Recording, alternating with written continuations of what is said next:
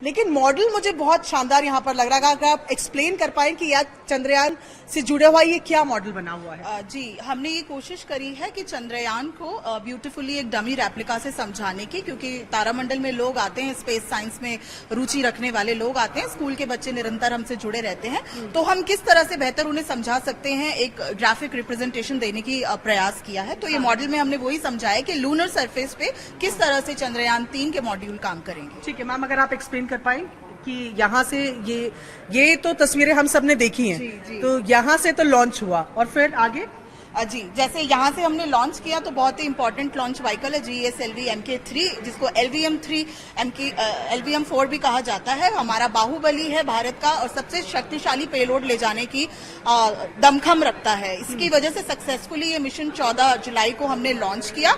और कल की जो ऐतिहासिक हमने खबर इसरो से सुनी कि अब सेपरेशन हैपन हो चुका है, हमारा प्रपल्शन मॉड्यूल से विक्रम लैंडर का सेपरेशन हैपन हो चुका है।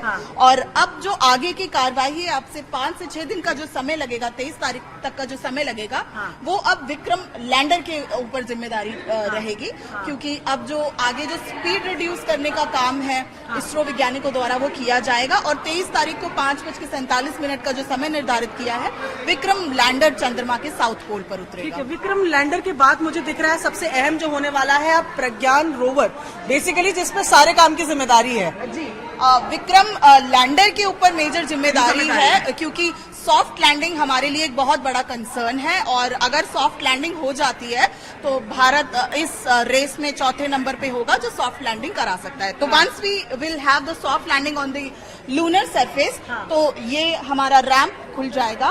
और इस रैंप से हमारा प्रज्ञान द रोवर चलकर जो है सतह पे उतरेगा।